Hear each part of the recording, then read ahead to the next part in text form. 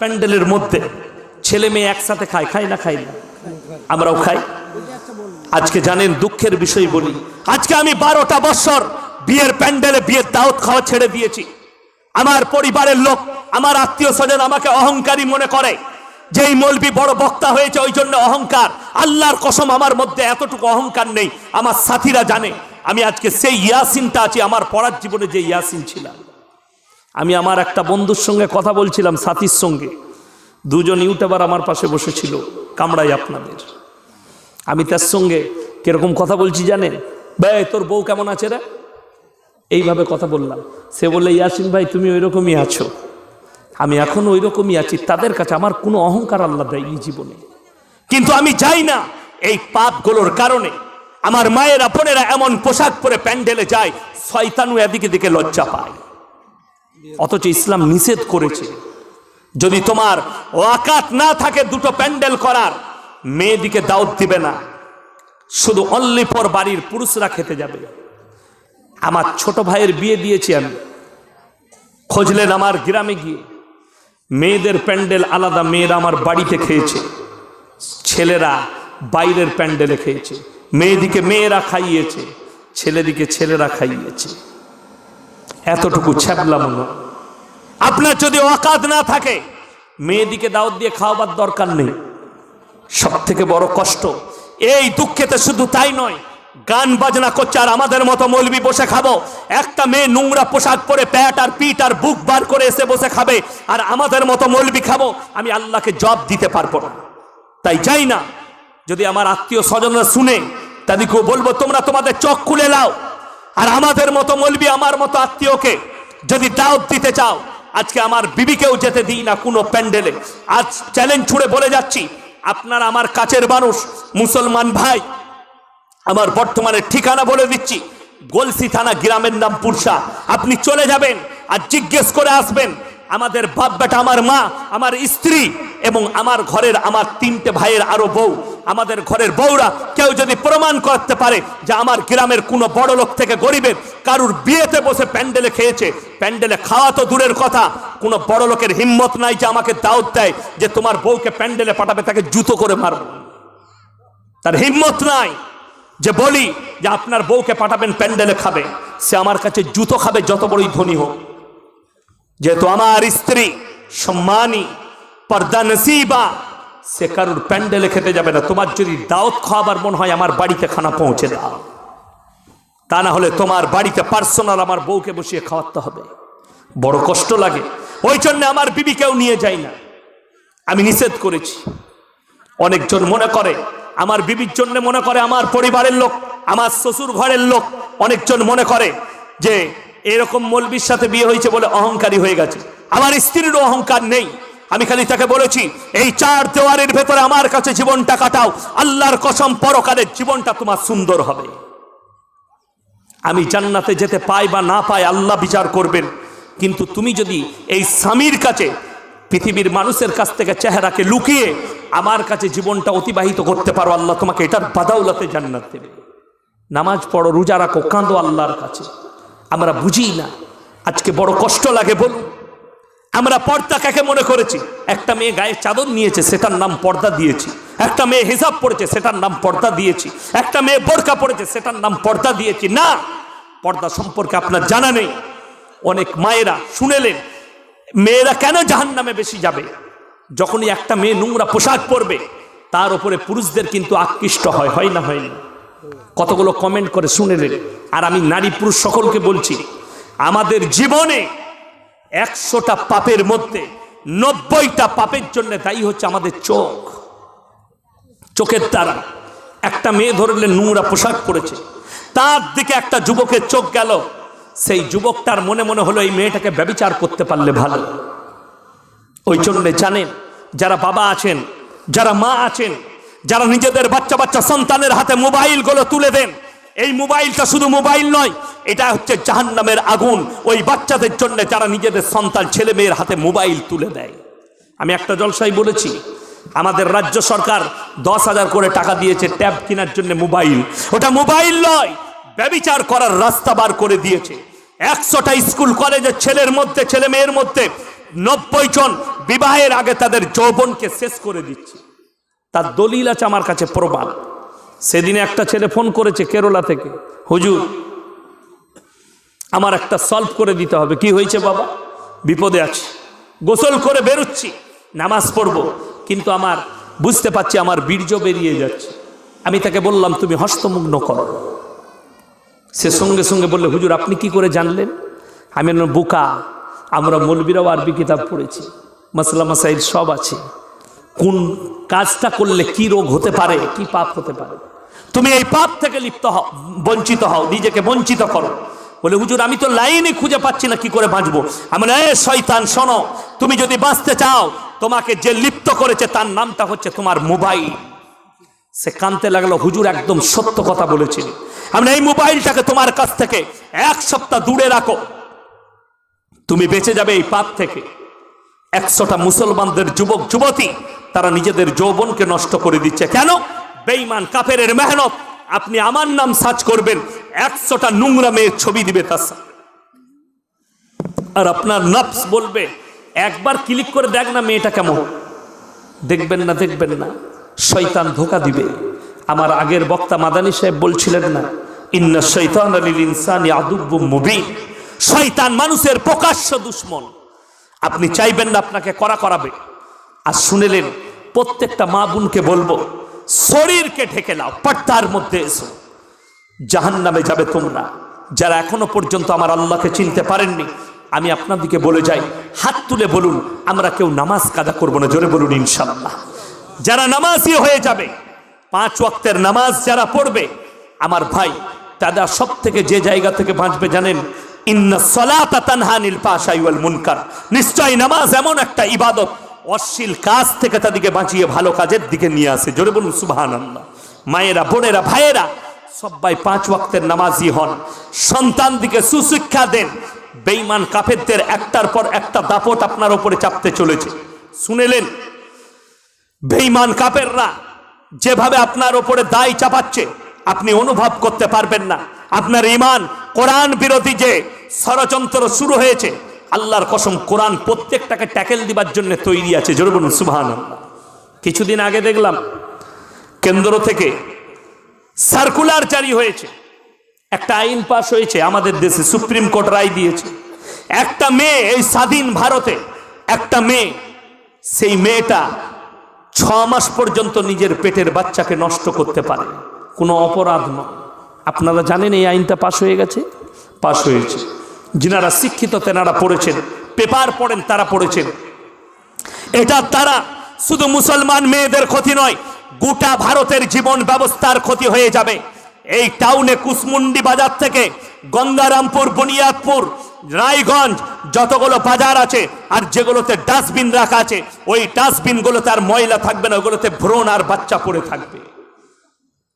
কোরআন বিরোধী কি করে বললেন? কোরআন খুলেন, আমার আল্লাহ রাব্বুল আলামিন 1400 বছর আগে বলেছেন, ওয়ালা তাকতুলু আওলাদাকুম খাশিয়াতা ইমলাক নাহনু নারযুকুম ওয়া ইয়াকুম।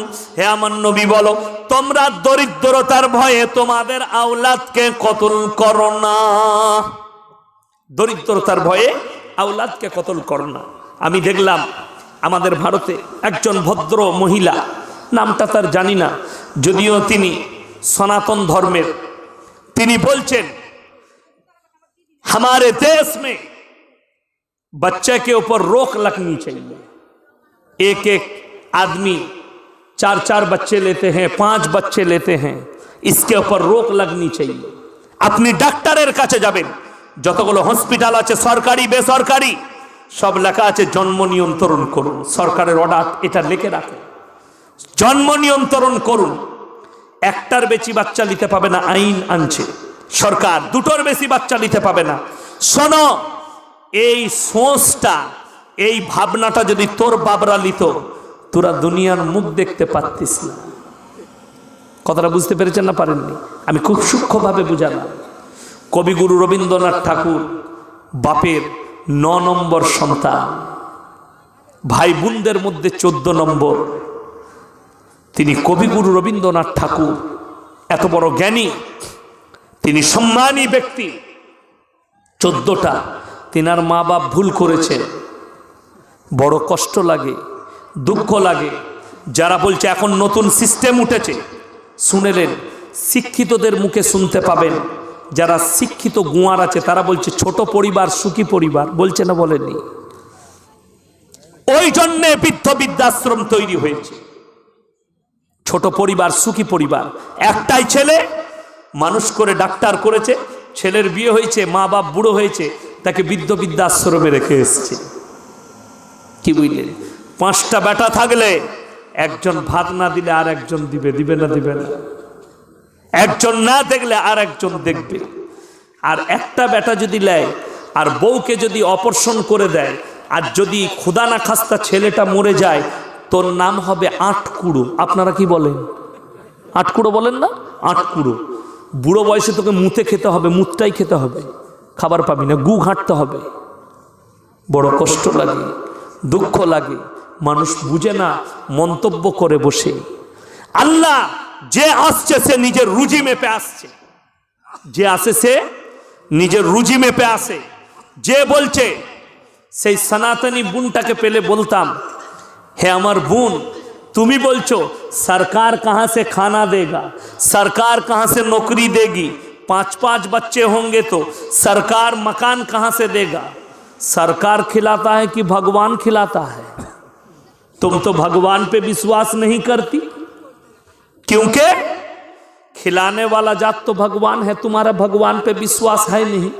हम अल्लाह पे विश्वास करते हैं, क्योंकि রুজির মালিক সকলে জোরে বলুন কে? আল্লাহ। আপনি শুধু বাহানা, বাপ বাহানা, মা বাহানা, রুজি দান করেন কে? সকলে জোরে বলুন আল্লাহ। তার প্রমাণ দিই, সকালবেলায় কুসমুন্ডি বাজারে চলে যাবেন, টাউনে সকালবেলায় গঙ্গারামপুরে যাবেন, 100টা বড় লোক, 100টা কোটিপতি আন্ডার প্যান্ট পরে ছুটছে। কলকাতায় যারা থাকে তাদেরকে জিজ্ঞেস, কি হলো ভাই? বলছে 600 গয়কার র। কি সুগার? ডাক্তারে বলেছে 3.5 কিলোমিটার ছুটবি সকালবেলায়। কেউ কেউ আবার বউকে সাথে করে লিজা হাঁটছে। কি হলো? বলে বইয়েরও সুগার হয়ে গিয়েছে। লে কোটিপতি দিনের বেলায় দিন গেলে লাখ টাকা ইনকাম করে, কিন্তু ডাক্তারের কাছে লিস্ট নিয়ে গেছে, দেখি রিপোর্টে কত, ওরে বাবারে 430 খালি পেটে। স্যার খাবারের লিস্টটা দেন, কি কি খাবো? বলে সকালবেলায় 1 কাপ বিনা চিনির লাল চা খাবি। দেখবেন অনেক সুগারের রুগী দোকানে গিয়ে কি বলে, বিনা চিনি চা দে তো। বলে না, বলেন না। তাকে জিজ্ঞেস করুন, ভাই বিনা চিনির চা ভালো লাগে? দেখবেন যাদের সুগার হয়েছে তারা বলবে, খেয়ে দেখ দারুণ লাগে। আর আমি বলছি ছাগলে মুখ দিবে না, ওইটা ফেরে পড়ে ভালো লাগছে। বুঝতে পেরেছেন? পারেন না কেন ভালো লাগছে? ফেরে পড়ে, সুগার হয়েছে বলে। তা নাহলে বিনা চিনি চা কখনো ভালো হয়? কি বলে সকালবেলায় 1 কাপ বিনা চিনির লাল চা খাবি। যদি বলেন স্যার একটা দেশি মুরগির ডিম সিদ্ধ, বলে ছুতে পাবি না। কি খাবো স্যার? বললে 2টো ক্রিম কেক আর বিস্কুট নেবে, তা নাহলে 1 মুঠো সাদা চিড়ে ভাজা, মশলা বলা চলবে না, সাদা। তারপরে কি খাবো স্যার? বলে বেলা 10টার সময়, 11টার সময় ভাত খাবে, 1 কাপ চালের মাপা ভাত। 1 কাপ মেপে চাল নিতে বলবি বউকে, ওই যেইটুকু ভাত হবে ওইটুকু। তার সঙ্গে কি কি খাবো? গরুর মাংস বললে ছুঁয়া যাবে না, মুরগি বললে ধারে পাশে যাবি না, খাসি বললে স্বপনে ভাববি না। কি খাবো স্যার? বলে খালি করলা ভাজি আর ভেন্ডি সিদ্ধ খাগা। এটা কিন্তু কোটিপতির ক্যালিস বললাম, কোটিপতি। আর গরিব মানুষ রিক্সা চালায়, গাড়ি লোড করে, যে যতটাই আমি আল্লাহর রুজি মেপেছি, হোটেলে বসবে, কাবাব বলো, গোস্ত বলো, ভুনো মুখিয়ে খেলে আবার চলে যা। বাজবিজ করতে হবে না, জোরে বলুন না সুবহানাল্লাহ। কেন বললাম? কোরআন শুনেলেন, হযরতে জাকারিয়া মরিয়মকে বলছেন, ক্বালা ইয়া মারইয়াম আন্না লাকি হাদা। ওগো মরিয়ম, এই সমস্ত ভালো মন্দ, আখরন, মুনাক্কা, কাজু, কিশমিশ, পেস্তা, বাদাম কোথা থেকে পাচ্ছ? মরিয়ম উত্তর দিলেন, ক্বালাত হুয়া মিন ইনদিল্লাহ, ইন্নাল্লাহা ইয়ারযুকু মান ইয়াশাউ বিগাইরি হিসাব। আল্লাহ যাকে ভালোবাসেন, আল্লাহ যাকে পছন্দ করেন, তাকে বেসুমার রিজক দান করেন। কোথা থেকে দেব, কেমন করে দেব, আমি আল্লাহ ছাড়া পৃথিবীর কেউ জানে না। সবাই আল্লাহর উপরে ভরসা করবো, জোরে বলুন ইনশাআল্লাহ। তার আরো একটা বড় দলিল, পৃথিবীর মানুষের জন্য দৃষ্টান্ত। আমার নবীজি মায়ের পেটে, তখন তিনি বাপ হারা, আর যখন 6 বছর বয়স, নবীজি নিজে বলছেন আইনা সাত্তা সিনিন, আইনা সাত্তা সিনিন, मैं जब 6 साल का था, আমি যখন 6 বছরের শিশু, আমার মা আমিনার সাথে আমি রাস্তায় সফর করে ফিরছি, একটা জায়গার নাম হচ্ছে মাকামে ইবুয়া, সেখানে এসে আমার মা আমিনা ইন্তেকাল করেছেন। আমার মা ইন্তেকাল করেছেন 6 বছর বয়সে। নবীজি সাল্লাল্লাহু আলাইহি সাল্লাম বাপ হারা মা হারা হলেন। আল্লাহর কসম, আল্লাহ তিনাকে পৃথিবীর আদি থেকে অন্ত পর্যন্ত সৃষ্টির শ্রেষ্ঠ করলেন। জোরে বলুন সুবহানাল্লাহ। ওই জন্যে ইজ্জতের মালিক আল্লাহ, রুজির মালিক আল্লাহ। আমাদের সমাজে দেখবেন কোনো বাচ্চা ছেলে রেখে যদি বাপ মরে যায় না, যায় না, লোকে বলে আহা হা, ছোট ছেলেটা, আল্লাহকে এই ছেলেটার দিকেও মুখে তাকালো না। এটা মেয়েরা বেশি বলে না? এর থেকে পাপের কথা আর কিছু হতে পারে না। ইস্তেগফার পড়তে হবে, খালি বলবেন আল্লাহ সবর দাও। মায়েরা শোনো, যদি কোনো অল্প বয়সী ছেলে বাচ্চা রেখে মারা যায়, তার লেগে দোয়া করবেন আল্লাহ এই বাচ্চার ভাগ্যকে ফিরিয়ে দাও, আল্লাহ তুমি সবরে জামিল দান করো। এটা ছাড়া আমাদের মেয়েদের কিন্তু আলাদা সিস্টেম। আহা, আল্লাহ গো তুমি দেখতে পেলে না ছেলেটার মুখের দিকে, তাকে আলাদা মারবে। যেমন আমাদের দেশে এই ছোট ছেলে মারা গেছে, তার লেগেও কি করে শুনেলেন? আমাদের দেশের কিছু লোক আছে, আমাকে একজন ফোন করে জিজ্ঞেস করছে, হুজুর আমার একটা বাচ্চা হয়ে মারা গেছে, তার লেগে মিলাদ করব ভাবছি। আমি বলি ভাই তুই নিজের লেগে কর না, জীবনে নামাজ পড়ি না, তুই নিজের লেগে দান খয়রাত কর, নামাজ পড়। সে হচ্ছে মাসুম বাচ্চা, জান্নাতের বাগিচায় আল্লাহ রাখবে। জোরে বলুন সুবহানাল্লাহ। কোনো মাসুম যদি মারা যায়, তার লেগে দান করা লাগবে না, তার লেগে দোয়া করা লাগবে না, তুমি নিজের জন্য দোয়া করো। তুমি পেরুবে কি করে? মাসুম জান্নাতি, যারা মাসুম অবস্থায় মারা যাবে, ছেলে হোক কিংবা মেয়ে হোক, তারা জান্নাতি। ওই জন্য আমার ভাই, আমরা ইসলাম না বুঝার কারণ হচ্ছে আমরা উলামাদের, আলেমদের সংস্পর্শে আসি। আলেমদের পাশে সংস্পর্শে সবাই আসবো। জোরে বলুন ইনশাআল্লাহ। আপনাদিকে লাস্টে বলে যাব, 3টে কথার উপরে আমল করবেন, আল্লাহ মালে বরকত দেবে। সকলে করবো, জোরে বলুন ইনশাআল্লাহ। আমার ভাই, কোরআন শুনেলেন, আমার নবী, বিশ্ব নবী জানাবে মুহাম্মাদুর রাসূলুল্লাহ, সকলে বলুন সাল্লাল্লাহু আলাইহি ওয়াসাল্লাম। নবীজি মক্কা নগরীতে এলান করলেন আল্লাহর হুকুমে, বিসমিল্লাহ আলহামদুলিল্লাহ। আল্লাহর হাবিব সাল্লাল্লাহু আলাইহি সাল্লাম মক্কা নগরীতে এলান করলেন। কি এলান করলেন? আল্লাহর হুকুমে, ওয়ামা ইউকরিদুল্লাহ কারদান হাসানা, আল্লাহর রাস্তায় কে কি কারদে হাসানা দিবে, দান করবে বলো। আল্লাহর নবী সাহাবীরা নিজেদের জান মালকে আল্লাহর রাস্তায় কুরবানি করে দিয়েছে। জোরে বলুন সুবহানাল্লাহ। নিজেদের জান মালকে কুরবানি করেছে। একটু আগে চলুন, আমার নবীজি সাল্লাল্লাহু আলাইহি সাল্লামকে আল্লাহ বললেন, হে আমার নবী, 3টে কথার উপরে আমল করলে আমি সেই বান্দার মালে বরকত দেই। যদি আপনি বরকত নিতে চান, 3টে কথার উপরে আমল করবে। ওয়া আতিদাল কুরবা হাক্কাহু আল মিসকিন ওয়া ইবনাস সাবিলি ওয়া লা তুবাদদির তাবদীরা।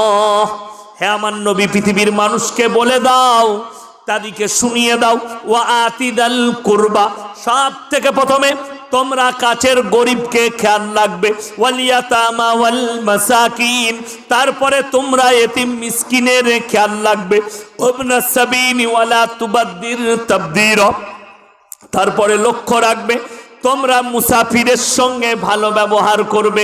আমার আল্লাহ রাব্বুল আলামিন এই 3 জনের দোয়াকে কবুল করেন।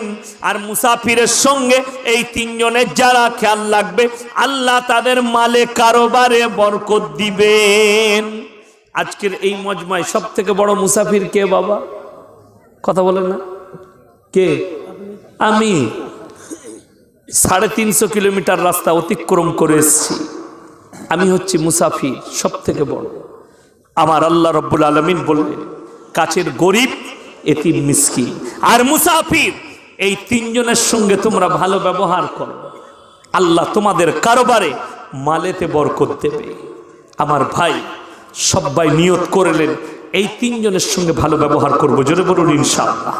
নবীজি সাল্লাল্লাহু আলাইহি সাল্লাম বলেছেন যে পৃথিবীর মানুষ, হে আমার সাহাবীরা শোনো, জাকিরা গচ্ছিত সম্পদ। কিয়ামতের দিনে মানুষ কাঁদবে কেন জানেন? বেশি তারা খালি চিন্তা করবে, আমি ইসলামের জন্যে, আল্লাহর ঘরের জন্যে, দিনের খাতিরে যদি আরো কিছু টাকা ব্যয় করে আসতাম, আজকে আমার অনেক লাভ হতো। মানুষ কাঁদবে। নবীজি বললেন জাকিরা গচ্ছিত সম্পদ। মানুষ কাঁদবে, হে আমার সাহাবীরা তোমরা কাঁদবে যদি তোমাদের সম্পদ আল্লাহর রাস্তায় ব্যয় না হয়। গেল, চলুন আরো একটু আগে চলুন। আমার নবীজি সাল্লাল্লাহু আলাইহি সাল্লাম বললেন তোমরা আল্লাহর রাস্তায় খরচ করো। পৃথিবীর মধ্যে দুটো জায়গা সব থেকে দামি। কটা বললাম? কথা বলে না কটা? দুটো। একটা আল্লাহর ঘর মসজিদ, আর একটা ওই জায়গা যে জায়গা আল্লাহ এবং আল্লাহর রসুলের কথা আলোচনা হয়। আমার ভাই, মাদ্রাসা, হ্যাঁ, এই মসজিদ আর মাদ্রাসা এবং ওই জায়গা যেখানে আল্লাহ আল্লাহর রসুলের কথা আলোচনা হয়। আজকে মাগরিবের পর থেকে এতক্ষণ পর্যন্ত এত কিছু আলোচনা হলো। এই মজমা বরকতপূর্ণ মজমা। এই আল্লাহর ঘরের যারা খেয়াল রাখে, এক একটা রেত, এক একটা বালি আল্লাহর কাছে তোমাদের জন্য সাক্ষী প্রদান করবে। আমার ভাই, ওই জন্য আমি বলবো আজকের এই মজমায় আমি একজন নিকৃষ্ট মানুষ, গুনাহগার বান্দা। আমি আপনাদের জন্য ফজরের সময়ও দোয়া করব। আমার মাদ্রাসায় আপনারা কে কে আল্লাহর বান্দা আছেন? আমি চাইব তিনজন এমন কোনো ব্যক্তি আছেন যে মাত্র 10টি করে 1000 টাকা আল্লাহর ঘরের জন্য দিবেন। আমি আদায়কারী বক্তা নয়, আমি আল্লাহর ওয়াস্তে, আমি মুসাফির হিসাবে চাইছি আল্লাহর ঘরের জন্য। কাল কিয়ামতের দিনে আমি দোয়া করব আল্লাহ যেন আপনাকে উমরে ফারুকের দলে দাঁড় করায়। তিনজন ভাই কে কে আছে? মাত্র 10টি করে 1000 টাকা, কেউ উঠে যাবেন না। আমি সেরকম কিছু আদায় করিনি। আমি জানি এখানে অনেক গণ্যমান্য ব্যক্তি আছে। আমাদের আমিনুল ইসলাম ভাই কোথায় আছে? 5000 টাকা দিয়ে গেছে। তো আল্লাহটা আমাকে 5 দিত, তাহলে কাজ হয়ে যেত। উনি দিয়েছেন, ওনার স্ত্রীর নামে দিত, কাজ হয়ে যেত। আর আমাদের জিয়ারুল ইসলাম ভাই কই? উনি দিয়েছেন কই? কই গো? সৈয়দ আলী ভাই কোথায় আছে? সৈয়দ আলী ভাই। তিনজন আমি আমার মহব্বতের মানুষ থেকে ডাকছি, জিনাদের নাম জানি যদি থাকেন।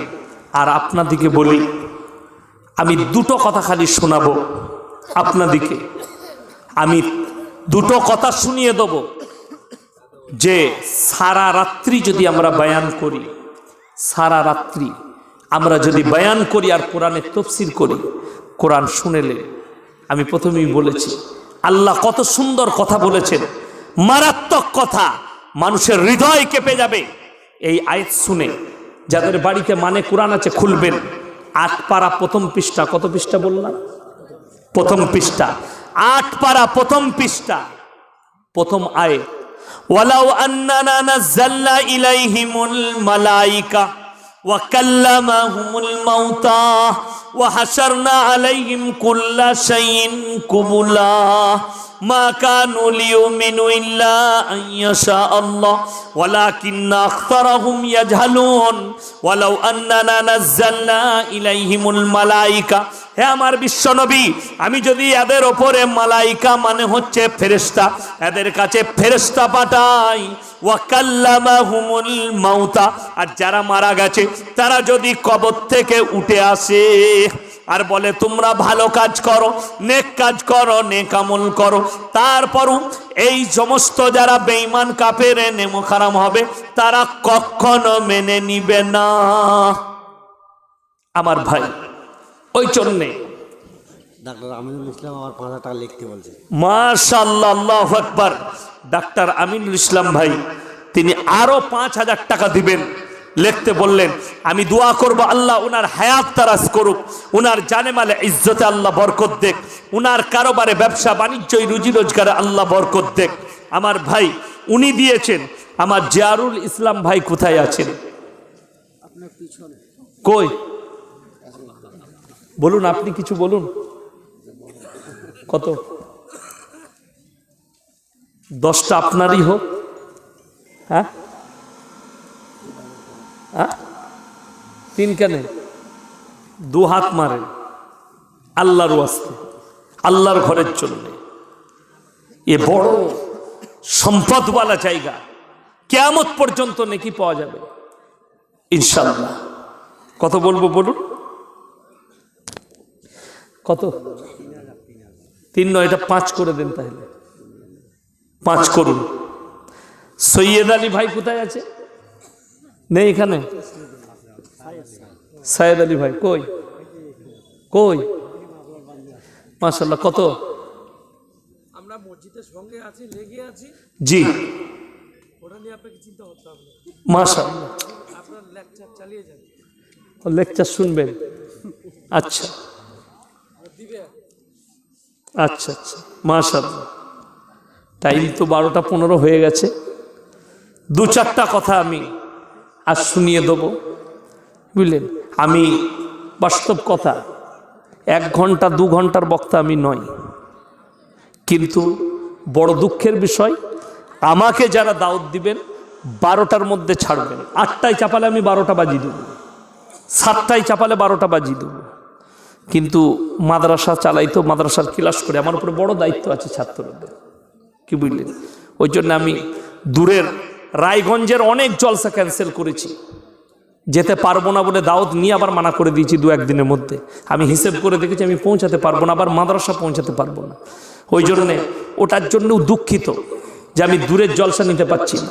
আমার বাড়ি থেকে যদি গোটাটাই পানাগড় থেকে 4 লেন হয়ে যেত তাহলে নিতে পারতাম, 3 ঘন্টায় ঢুকে যেতাম। কিন্তু মিনিমাম 7 ঘন্টা 8 ঘন্টা লেগে যাচ্ছে লোকালের জন্য। ওই জন্যে আমার ভাই, আল্লাহ আপনাদের জানে মালে ইজ্জতে বরকত দেখ, আপনাদের কারবারে বরকত দেখ। আমি লাস্ট নসিহত আপনাদিকে করে যাব যে আপনারা জিন্দেগিতে যা কিছু হয়ে যাবে, জীবনে কোনোদিন শিরক করবেন না। জোরে বলুন ইনশাআল্লাহ। শিরকের পথে হাঁটবেন না। 2 নম্বর, সমাজের মানুষ নিজেকে পাপ থেকে বাঁচান। মুমিনদের আখলাক আল্লাহ যেখানে কোরআনে বর্ণনা করেছেন, কাদ আফলাহাল মুমিনুন আল্লাযীনা হুম ফি সলাতিহিম খাশিউন, তারা যখন নামাজ পড়বে, এটা 1 নম্বর আখলাক মুমিনদের, তারা খুজুর সঙ্গে নামাজ আদায় করবে। ওয়াল্লাযীনা হুম আনিল লাগবি মুরিদুন, এবং তারা নিজেদিকে গুনাহ কাটা থেকে বঞ্চিত রাখবে। গুনাহ থেকে বঞ্চিত রাখুন নিজেদিকে। কি করে করবেন? শয়তান ধোঁকা দিলে ইস্তেগফার বেশি পড়বেন। যদি বুঝতে পারেন আমার দ্বারা ভুল হয়ে গেল, সঙ্গে সঙ্গে আস্তাগফিরুল্লাহ আল্লাযী লা ইলাহা ইল্লা হুয়াল হাইয়ুল কাইয়্যুম ওয়া আতুবু ইলাইহি।